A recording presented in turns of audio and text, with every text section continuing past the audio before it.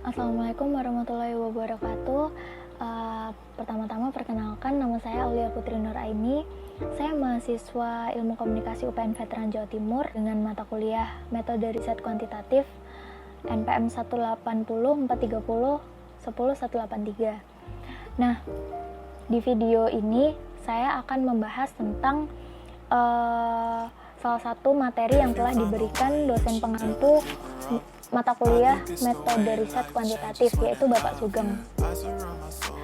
Dari beberapa materi yang telah diberikan oleh beliau, di sini saya berencana untuk mengangkat tentang populasi dan sampel di dalam suatu penelitian. Jadi langsung aja saya akan mau bahas tentang populasi dan sampel. Yang pertama, populasi. Populasi dalam metode riset kuantitatif sendiri diartikan sebagai wilayah generalisasi yang mana terdiri atas objek dan subjek yang punya kualitas tertentu dan karakteristik tertentu, yang mana hal itu wajib banget diterapkan oleh si peneliti, sehingga dari populasi tersebut si peneliti itu dapat menarik kesimpulan dari penelitian itu.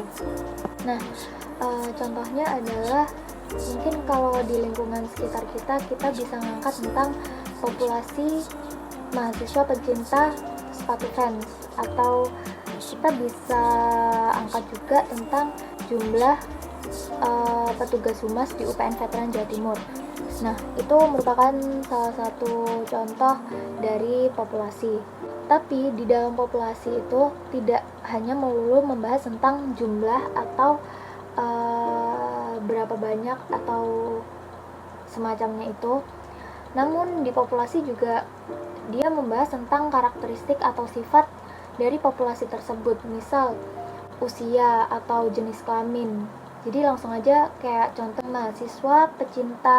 mahasiswa pria pecinta sepatu Vans di UPN Veteran Jawa Timur, atau juga jumlah petugas humas usia 20 sampai 30 di UPN Veteran Jawa Timur.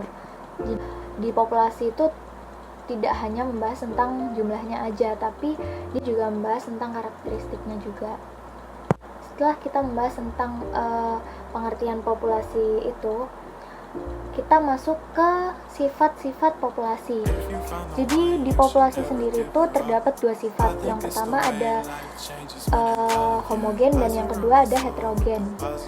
Nah, populasi homogen ini maksudnya adalah populasi yang memiliki sifat yang sama, sehingga di populasi ini tuh nggak dipersoalkan tentang angkanya atau nilai kuantitatifnya itu nggak terlalu dipersoalkan.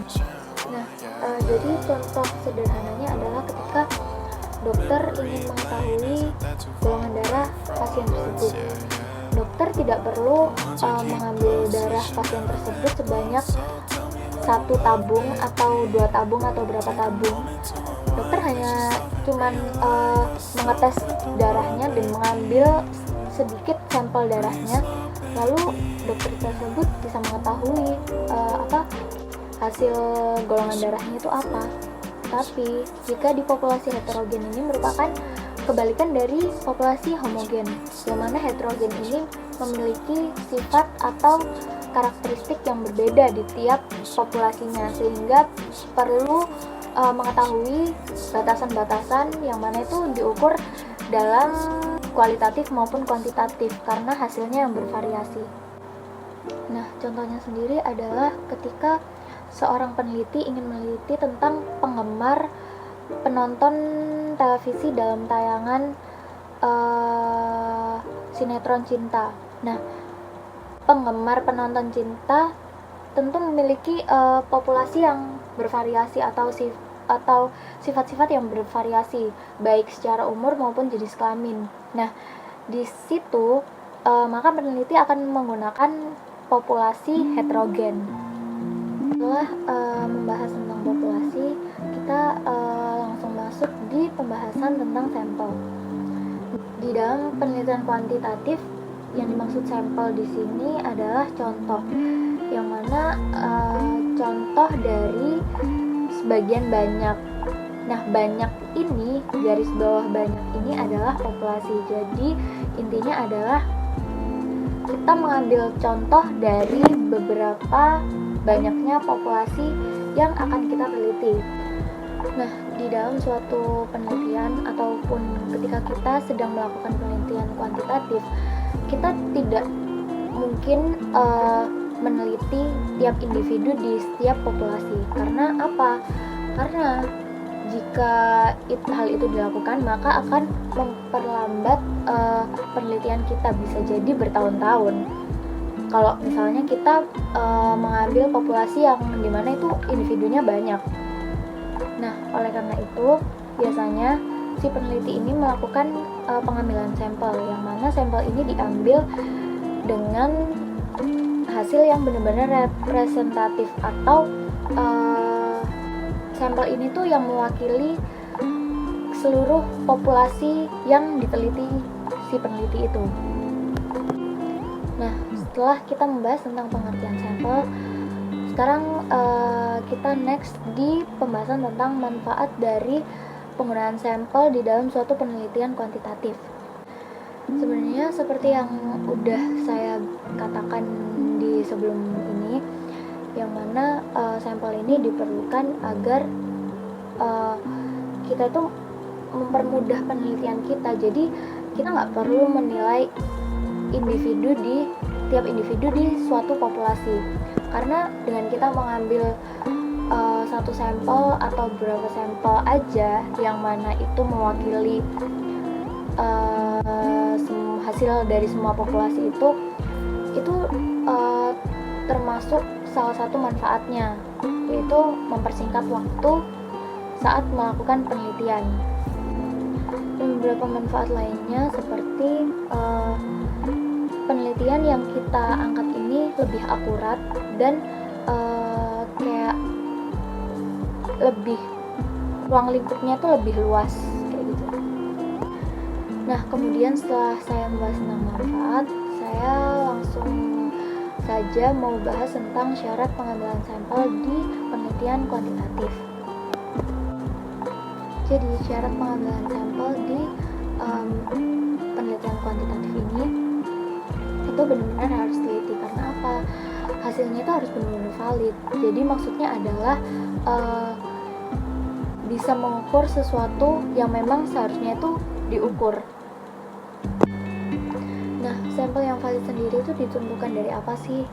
Ada dua pertimbangan. Yang pertama, akurasi atau ketepatan, dan yang kedua adalah presisi. Nah, jadi ini sempat dipertanyakan oleh teman saya waktu diskusi online minggu lalu.